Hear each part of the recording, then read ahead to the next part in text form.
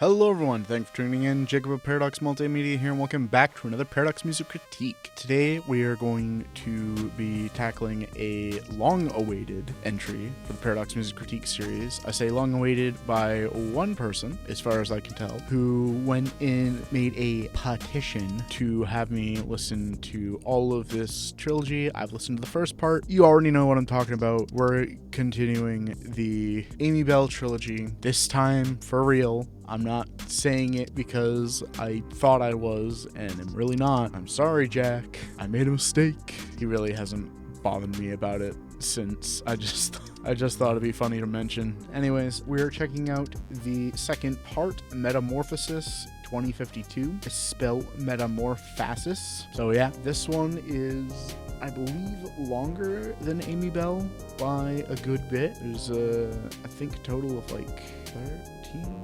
tracks. If I'm wrong, I'll put it up on the screen, but there's like 13 tracks. Only one of them is really long, like around 5 minutes. So yeah, this one was actually surprisingly harder to find than I expected. I expected it to be on his channel, on Jack's channel, like Amybelle and the Synesthesia whatever one, the third one. This was not on his channel. This one I had to go searching for a bit. So just kind of keep that in mind. Amybelle is the key though. So yeah, before I get started on this one, usual YouTube stuff, leave a like on this video if you enjoyed it. Subscribe to the channel to help it grow. Click the notification bell so you can be notified when the next video comes out. Check out the playlist for my other critiques on Jack's music, as well as Soundwave, Blu-rays, Creo, Redux, and others. Check out my description for stuff, merch, and Patreon, and Discord, and all that junk. And with that, we will be getting into Metamorphasis 2052.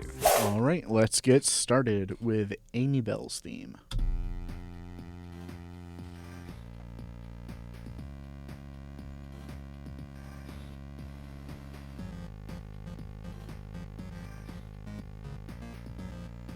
It sounds like a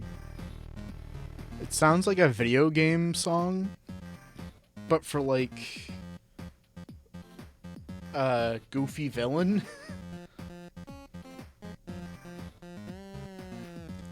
Actually, now that I think of it, it sounds kind of Undertale-esque. Like Undertale, Deltarune, kind of. Because it's got a sort of modern, like, feel to it, but it uses very retro sounds. Also, I don't know why the artwork is a paw.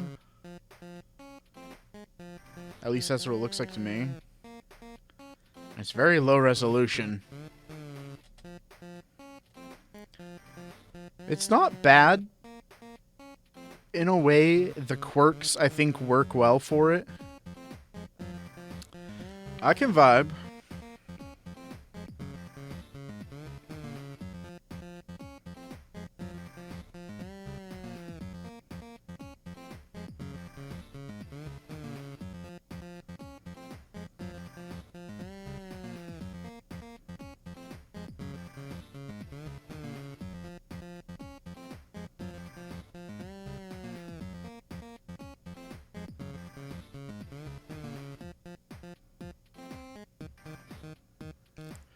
You know, he called this one the worst one of the trilogy. So far, with this starting one, I don't think it's that bad. Looking at it less as like an album, and more like a... At the very least with this song, looking at it as a part of a soundtrack rather than an album, I kind of look at it differently. Like, this isn't great as, like, a normal, just, like, song you would listen to. But looking at it as, like, a score kind of thing, especially, again, like, for, like, a video game, I think it works really well. Okay, before we get into Jackson's introduction, Amybelle's theme. I thought it was pretty good. Like I said, I gotta look at it differently. The way the song feels. It doesn't feel like a normal song you would just like hear on Spotify. It definitely sounds like very different. I thought it works. Very different retro kind of sounds from what I've heard Jack use so far. I think it takes the idea of Dark Side of the Internet, in my opinion, what I expected from that, and does a much better job than any of that album does for something. Again, that's just going off of what the name The Dark Side of the Internet invokes for me. I think Amybelle's theme was pretty good. I like it. Overall, I would give that one a 6.5 out of 10 for Amybelle's theme. Now let's get back into Jackson's intro.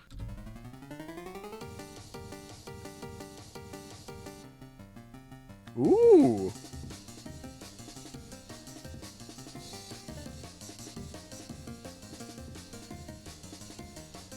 Funky. A little bit. Ooh.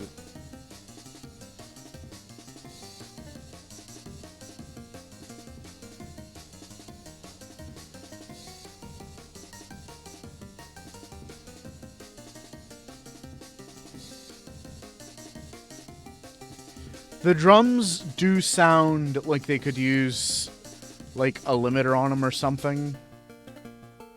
They sound like they're peaking a bit.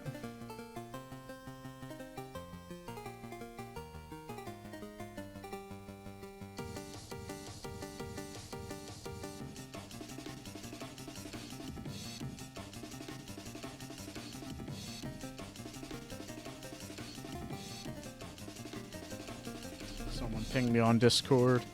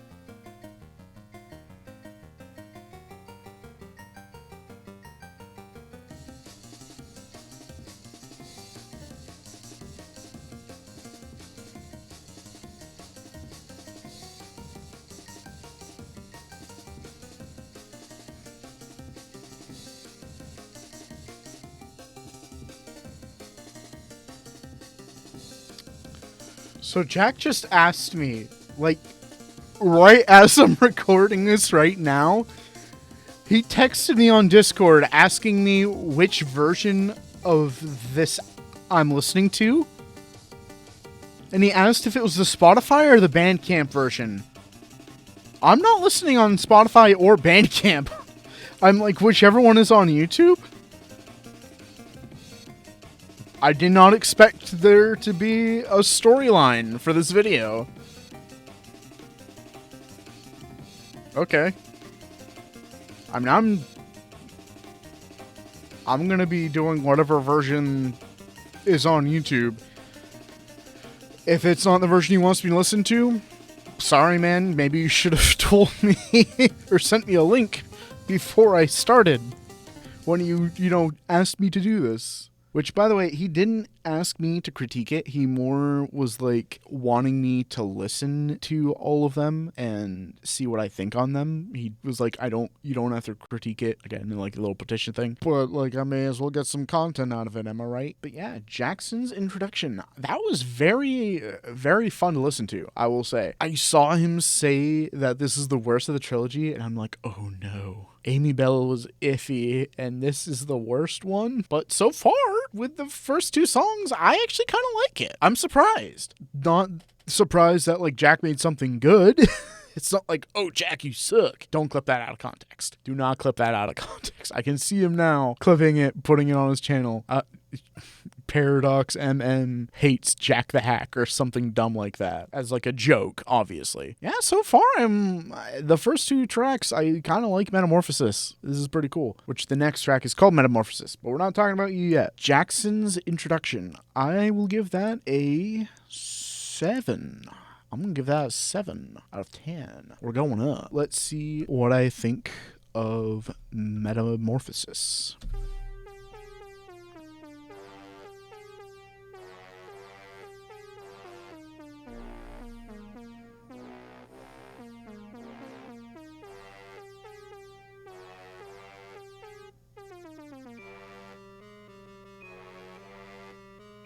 Hmm.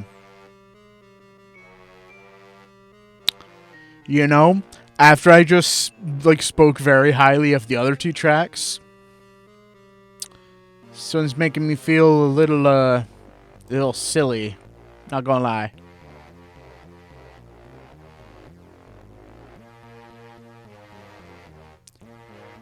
It doesn't sound awful, but the weird like synth horn combined with a more realistic sounding like tuba or something.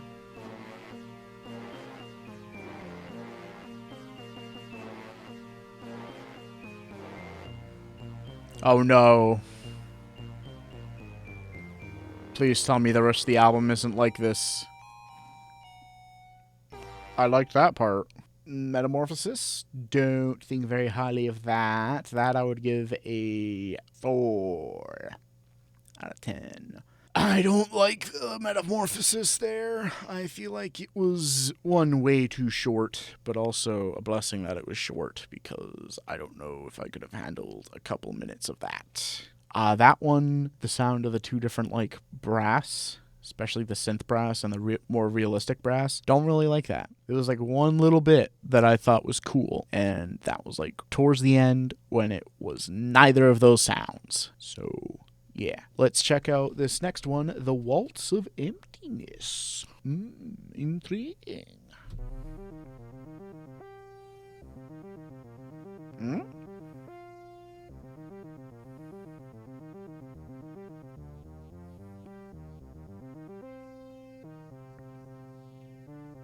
Okay.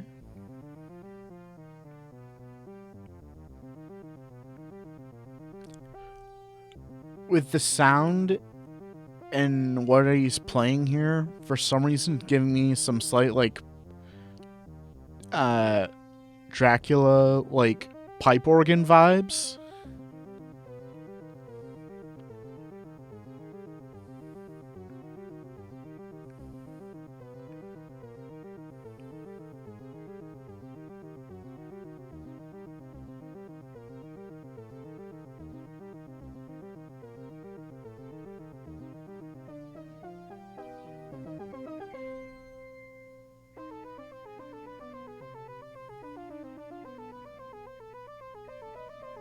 I guess it definitely sounds like a waltz.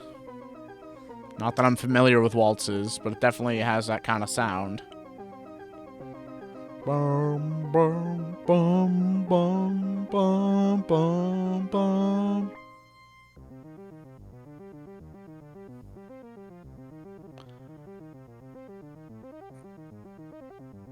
It's getting a little odd sounding. Also, for the Waltz of Emptiness, sounds like a lot more is going on.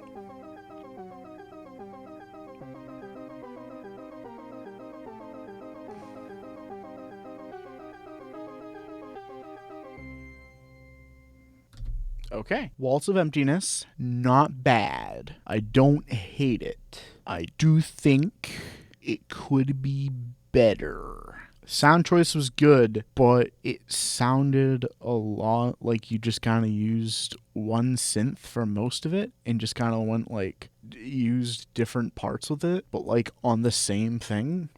It doesn't sound as like complex as you would think. Maybe. I don't know. I'm having a hard time like describing this one. It's not bad. It's not amazing, but it's good. It's good. I will give this one a 5. I'll give this one a 5. Little Helper Girl. Little Helper Girl.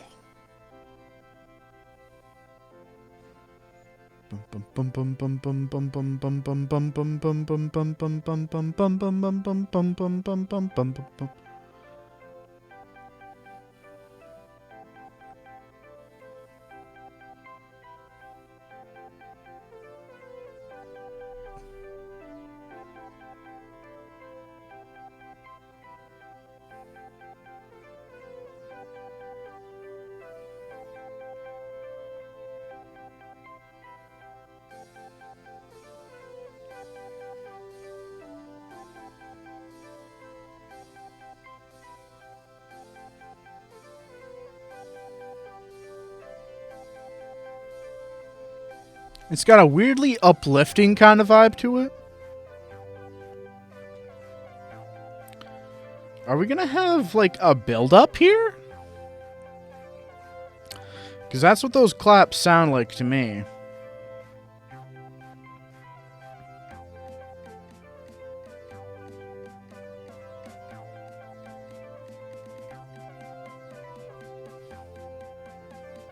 We're getting a build-up. Why do people keep messaging me?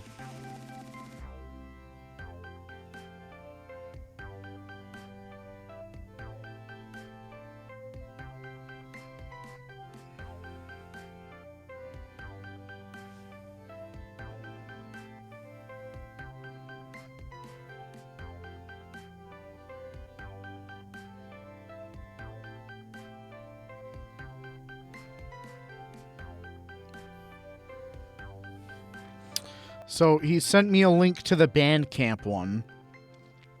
Again, I can't believe this is happening as I'm recording. We're already on what? Like track 4 or 5? Yeah, like 5 or 6. I can't believe this is happening. This has never happened. Also, why would you have 2 different versions of an album depending on where it is?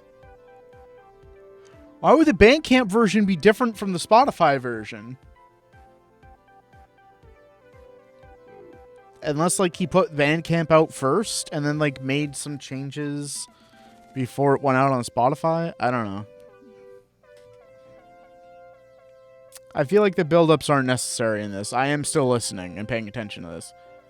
The build-ups aren't really necessary, but... I don't like the way that kind of came in.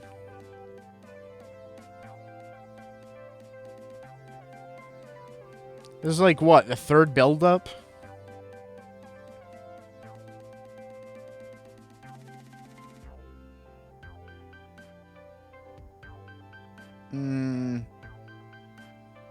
Not as much of a fan.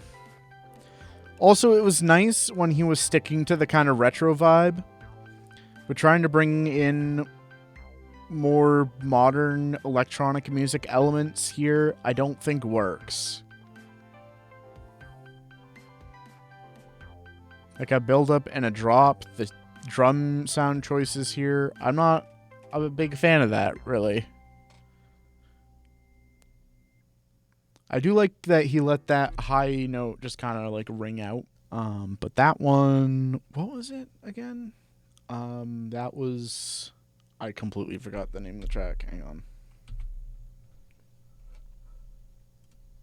Oh, Little Helper Girl. It started out good. I feel like it kind of lost itself along the way. That one I'm going to give a, because I did like it a lot, but like when it just kind of lost itself, it's just like it wasn't like a huge part of the song, I don't think. I mean, I was distracted. I'm still being distracted because I'm hoping it's not coming through in the video. Good, Discord's muted in OBS. But, like, I keep getting pinged. Jack, I swear if it's you. Okay, hang on. I gotta close Discord because Discord is just... I can't record with the freaking noise. There we go. Now no more Discord. Alright, that one I'm gonna give a 5.5.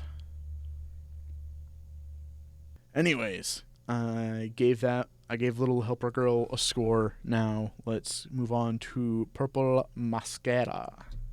Or Mascara. Mascara. This one's got piano.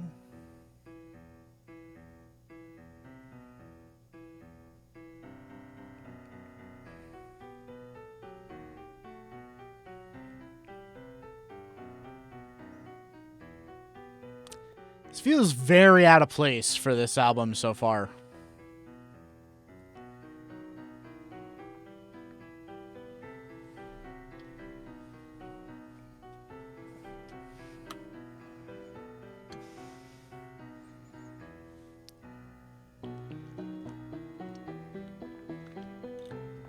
That sounds more in line. I wish the piano became quieter when that synth comes in.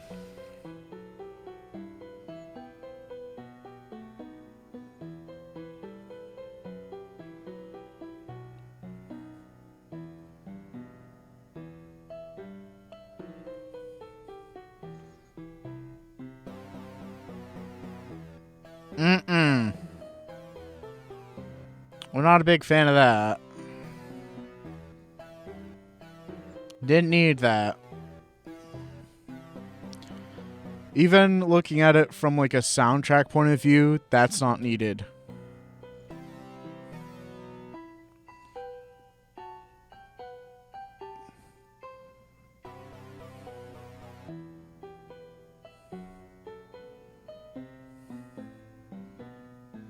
Maybe if the piano was like detuned or something, and like there was already like some level of harshness, it wouldn't be that bad.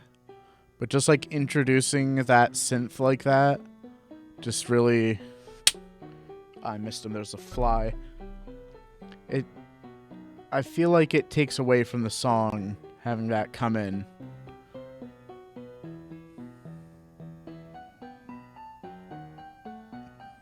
This feels like a mystery, kind of. Like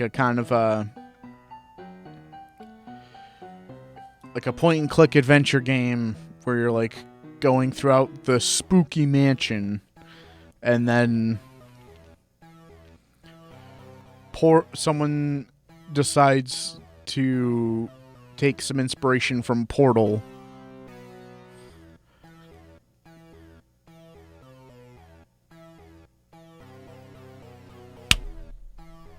I missed him again. Okay, that was cool. But the fact it comes in, like, so late in the song, if you had, like, established a sound for the... If you had established that kind of, like... If you had established that kind of thing within this song earlier on, I feel like that would have worked better.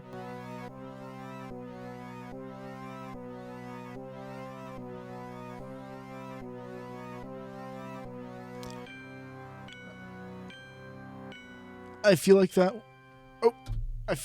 would have worked better at the end if you had increased the velocity of that a bit to make it seem like it, just to be like wah wah wah wah wah wah wah wah, something like that. I feel like that would have worked better than keeping it that same tempo, because it just kind of sounds weird. The point of doing something like that would be to add some tension, I would think. And there's no tension without, like, any change to it. There's no change in pitch. There's no change in speed or tempo. Like, it doesn't change, so there's no tension. Or even, like, add a sort of tremolo effect to it, something. But Purple Mascara, I think that's a solid 5 for me. It feels very out of place for this album, and it didn't have a lot that worked, in my opinion. I think I'm starting to see a bit of why he didn't like this one in particular. But on to the next one, the longest track on the album, titled Furry. Oh boy.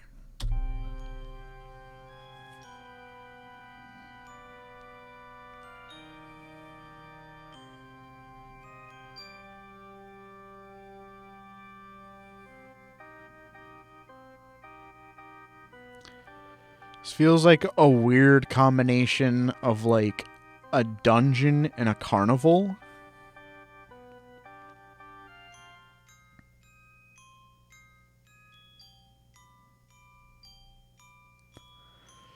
Okay, so that, like, glockenspiel thing there, music box sounding thing, it's like starting in the right and then moving. It starts in the right, goes both, and then goes back to the right.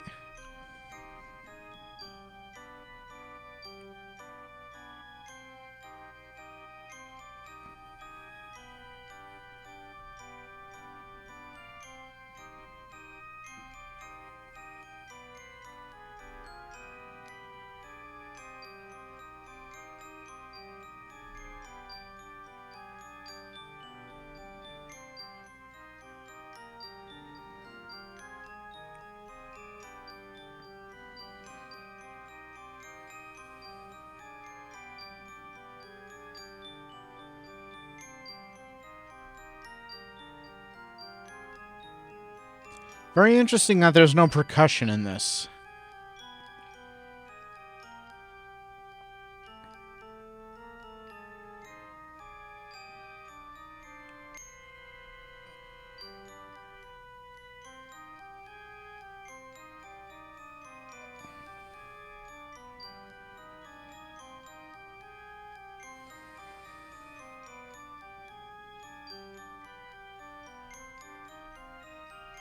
This one's actually starting to make me feel a little sleepy with the kind of lullaby-like quality of the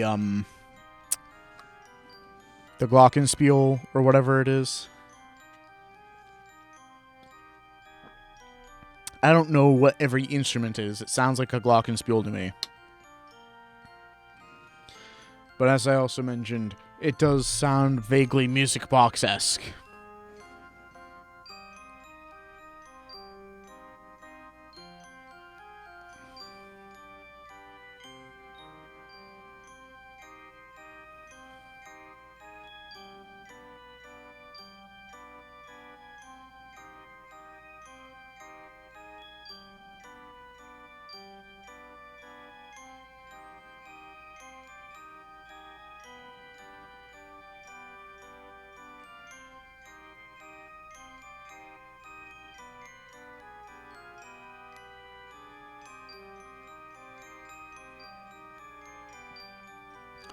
The background pad is starting to have a weird kind of like accordion kind of sound to it. Or like, not a hurdy-gurdy, but what's those boxes that they used to have? Like you turn a crank and it's got like a circle on the front of it. It's not a hurdy-gurdy. It's a different shape altogether, but it's something...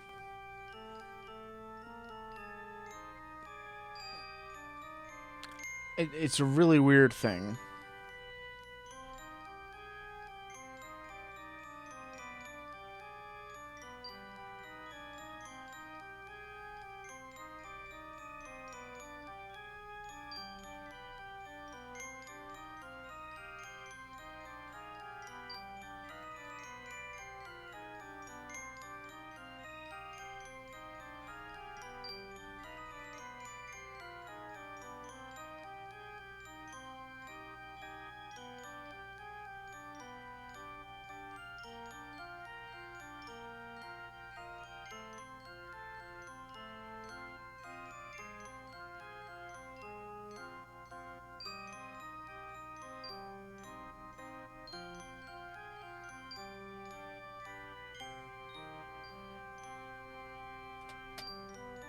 It's got a weirdly, like, uncomfortable kind of feeling to it. But also, like, somewhat kind of, like, familiar and comforting as well. Which I guess is kind of, like, the idea. Where before I kind of mentioned it sounded a bit like carnival music, kind of. And that's kind of how that works.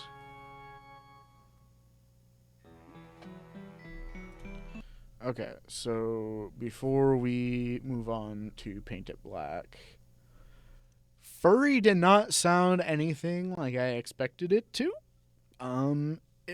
It's very strange to describe. I just did. It's weirdly like eerie but calming, familiar yet like uncomfortable kind of. At the same time, I'm kind of tired right now and I could feel myself starting to like falling asleep listening to it. Looking at it though, like it's not an exciting song, which is probably part of why. It's a very repetitious song. It's not annoyingly repetitious, but it's definitely noticeably repetitious. So I would give Furry a 6.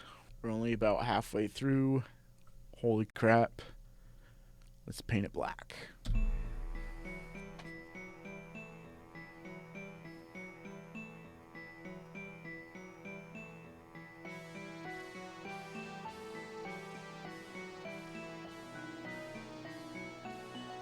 It sounds like someone's getting betrayed. Or it's like a villain song. But like for the SNES. Or the Genesis.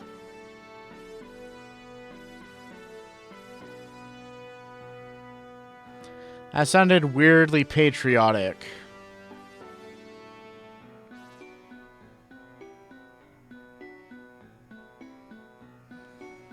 Now we're back to sounding a bit like a villain song. Okay.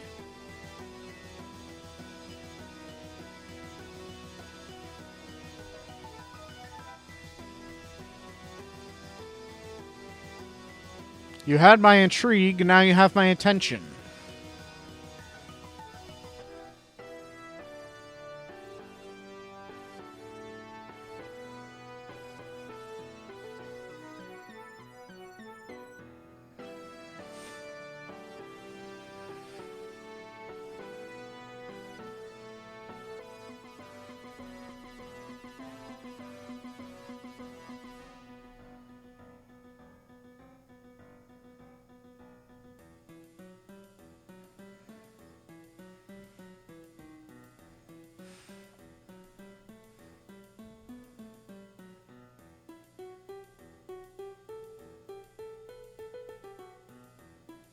Yeah, this one, from the title and just, like, the song itself, sounds like it's supposed to be either, like, a song where, like, the protagonist is turning into the antagonist, or, like, where the antagonist is, like, singing their villain song.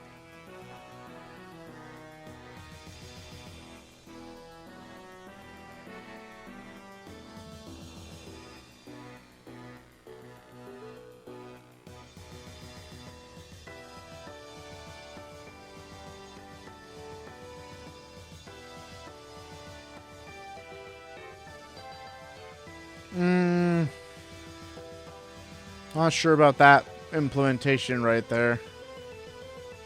Okay, I like that bit.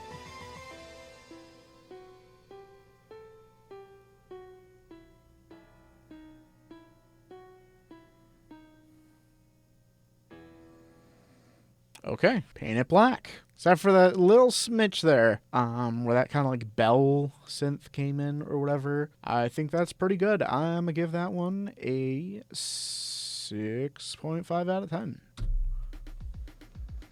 The encounter.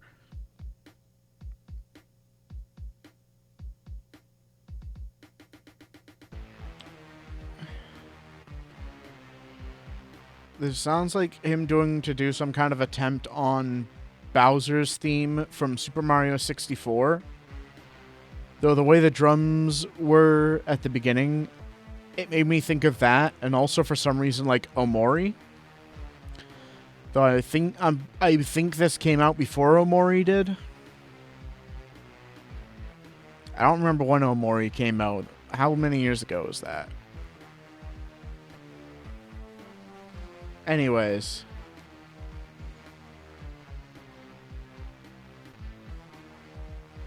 As a Bowser, like, battle theme kind of sounding thing, sounds like something Bowser Jr. would have made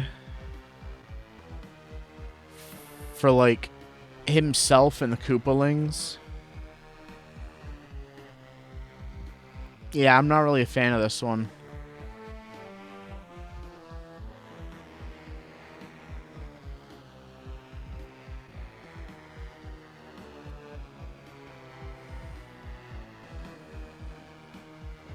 Yeah, the drums aren't great. The pattern kind of sucks. She doesn't even get the guy afterwards. I don't know why I said that. I'm like in my delirious freaking state. I close my eyes for a second and I'm imagining like this scene in my head. And I said that out loud. And I'm like, wait, what am I talking about? And it's just gone.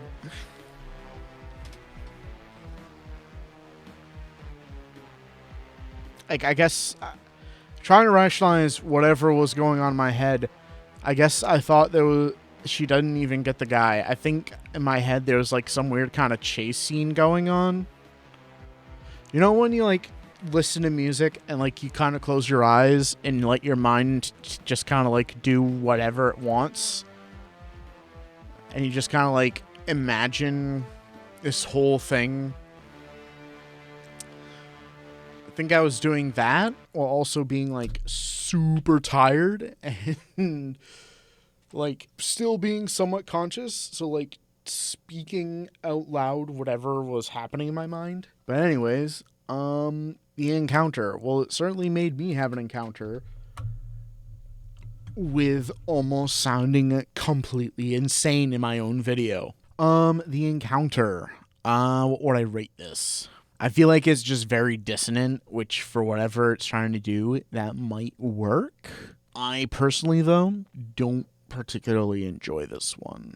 It made me start to fall asleep, which is also partly due to my own fatigue at the time of recording this video, but also it made me like, I literally almost fell asleep and was just like, you didn't catch him. And like, what? Wait, wake up. What did you say? Definitely a good bit of this that I'm not particularly enjoying, even disregarding my current state of being. I'm gonna go to 5 on this one. A 5. Everybody a 5. Let's go. Let's see if I don't pass out before the next song finishes.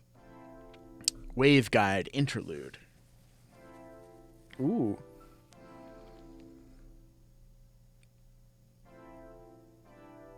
That's a weird kind of echo on it, but okay. Ooh, I like the filter on the drums there.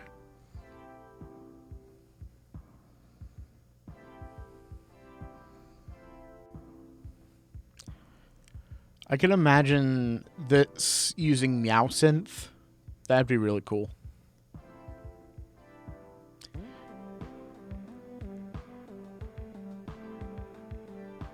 Before it like kind of came into this part, for some reason Mac Tonight kind of came to mind. And I guess this could be a Mac Tonight kind of vibe.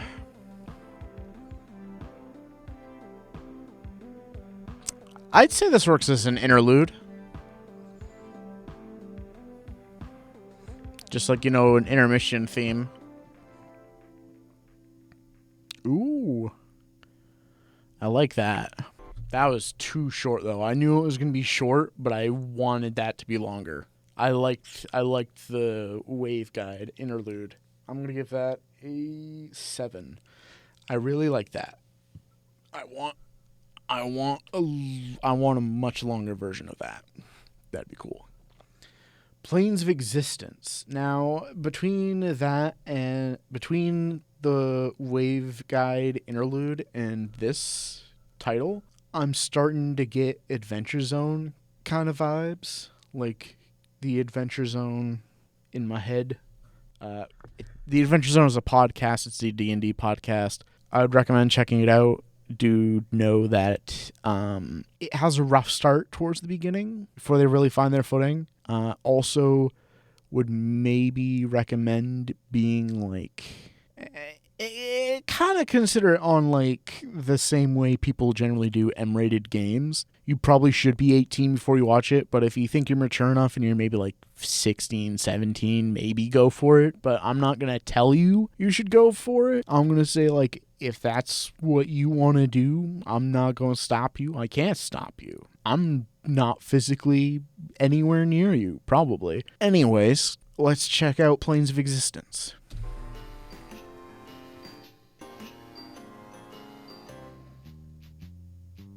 That was a lot.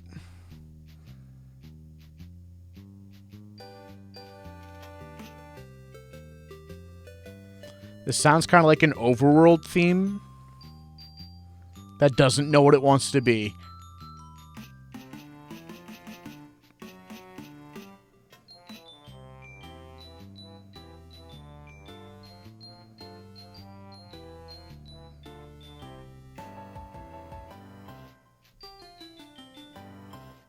The existence of multiple planes. Is this going to just be a longer version of the previous one? I guess we'll find out in a second. But Planes of Existence, I'm going to give that a 5.5. I'm not going to explain it. Next one. Kind of sounds like a computer starting up. Ooh. Got a little reversal kind of sound.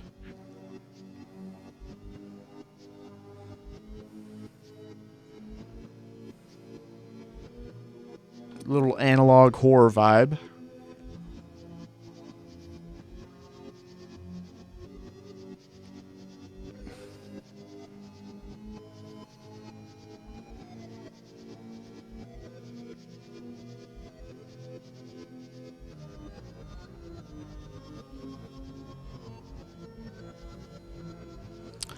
I suppose this sounds like someone explaining multiplanar existence to people.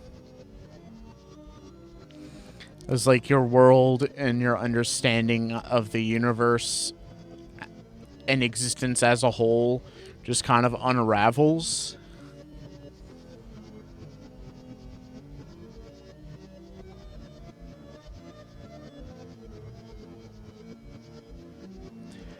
Is this like a slowed and reversed version of that song?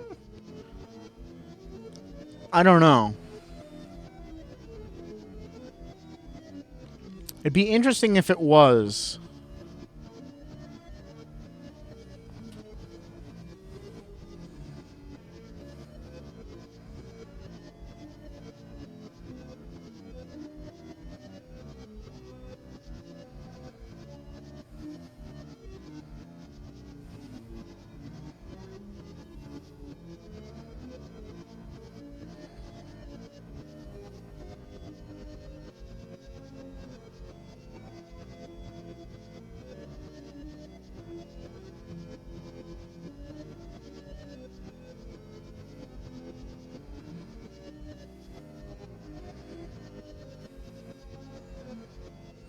This sounds like someone tried to do analog horror, but then decided it was too scary and decided to go the opposite direction.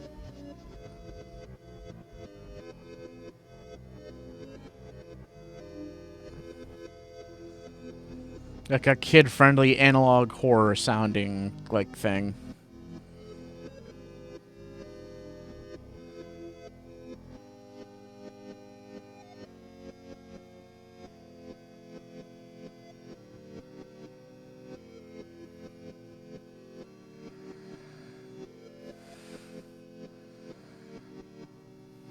And it's over, I guess. That one was very interesting. Very interesting indeed. I'm gonna give that a 6. A sudden appearance.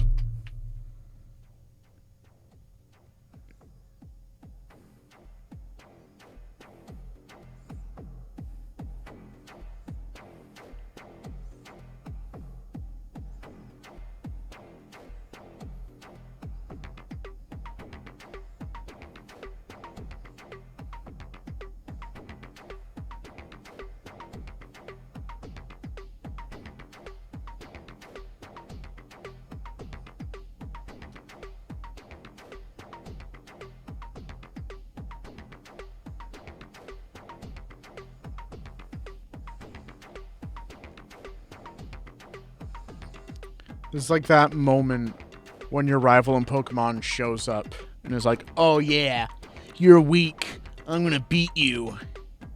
Get ready to get it pummeled, loser." The whole time you're just thinking like, when do I get to beat him up? When do I get to crush his dreams? When do I get to be the villain? I guess. I don't know.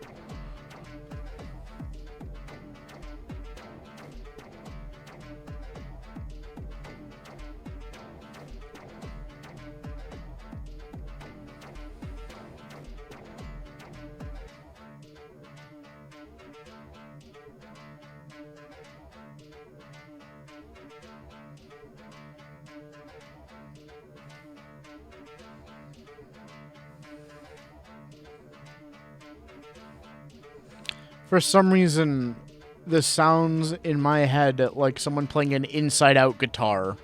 Don't ask me how that works, but that's what that sounds like.